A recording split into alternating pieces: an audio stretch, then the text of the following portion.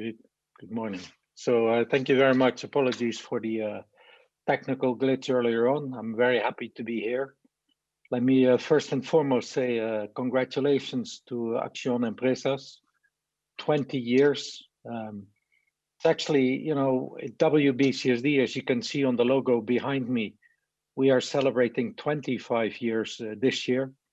When I talked to my team about it, I said, is this actually worth the celebration?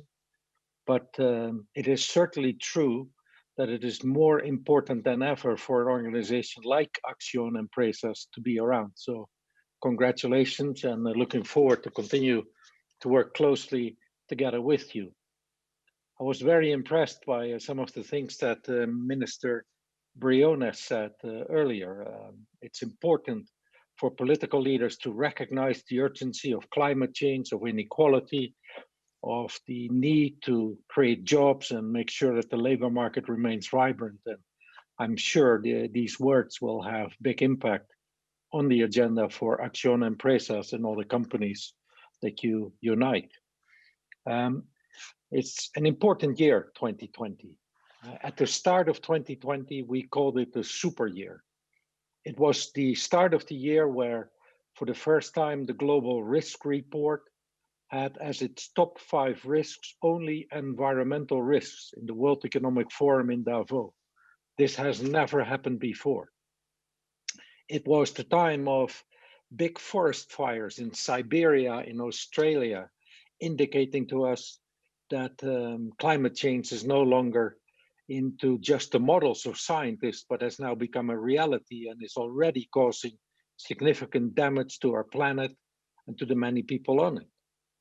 It was also the time of social unrests in many parts of the world, not the least, of course, in Chile, where unfortunately the COP25 could not take place, had to move to Madrid.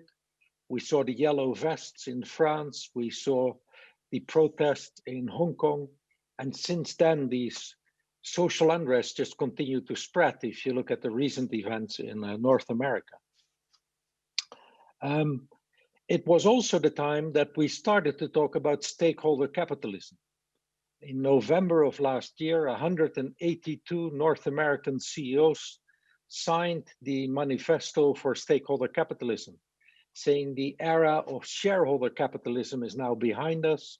We need to not just take care of shareholders, but equally to employees, to the societies, to the customers, as well as to the planet in which we operate. The World Economic Forum in Davos, like I said, had stakeholder capitalism as the major theme for its conference in last January. But how far away does January now start? It's now sound. Since February, March, COVID-19 has rampaged around the world, causing big human suffering, deep health problems, and changing everything. There's now more than 10 million cases, more than half a million people's lives lost, and many vulnerabilities have been exposed. Not in the least, the vulnerability that putting economy as the primacy over everything else no longer works, showing that the inequality has been accelerated and is now a reality in many parts of the world. Not just the developing world, but also the well-developed countries like the USA, where in a matter of weeks, more than 50 million people lost their jobs. The fragility of our healthcare systems has been exposed in ways that are truly dangerous.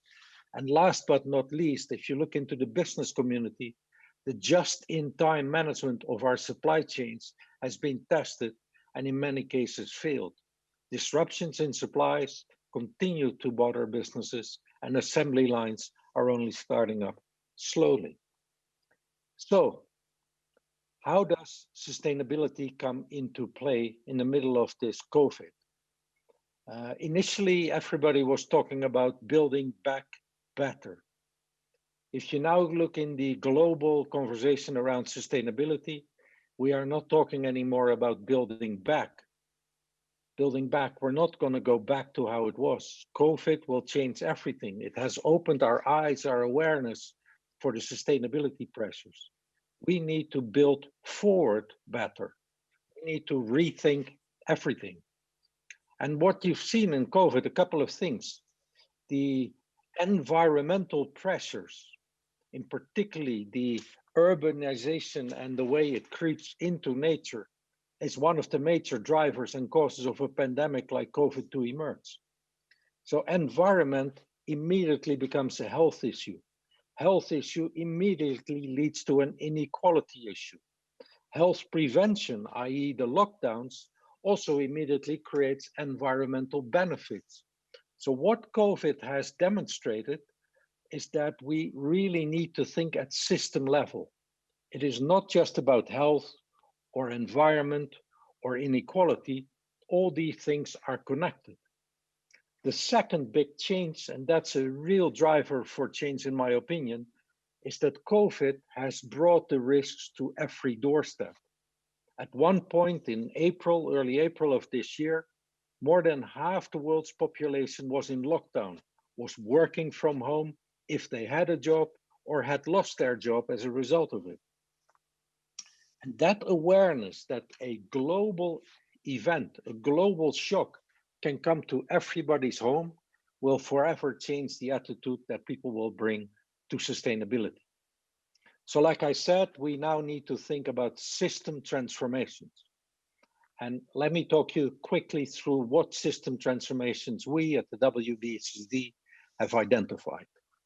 First and foremost, obviously, we need to transform our energy system. We need to move to a decarbonized economy. Companies need to set net zero emission targets by no later than 2050. This is no longer a question. This will be the norm against which all business will be held accountable. Secondly, the resource system needs to become circular. We need to now eliminate all waste. Plastic waste from the oceans, food waste in the food system, e-waste as we use more and more technology using scarce materials. The third system that needs to change is the food system. Probably this is the biggest and the most complex of transformations that we need to think through.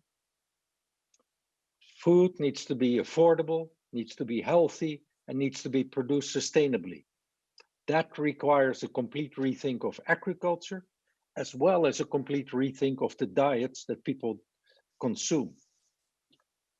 The fourth system that needs to change is cities and mobility. The way we move around cities, the way we build buildings in cities, it all needs to add important elements to the solutions for decarbonization. I think as the Minister Brion has already mentioned, we need to rethink the people system.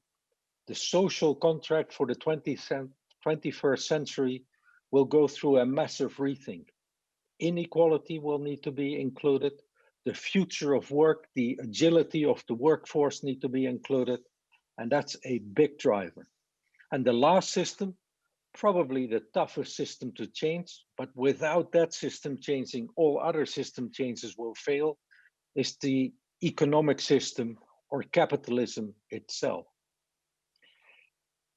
Sustainability in many ways, over the 20 years that Acción Empresas has been in business, has become too complex.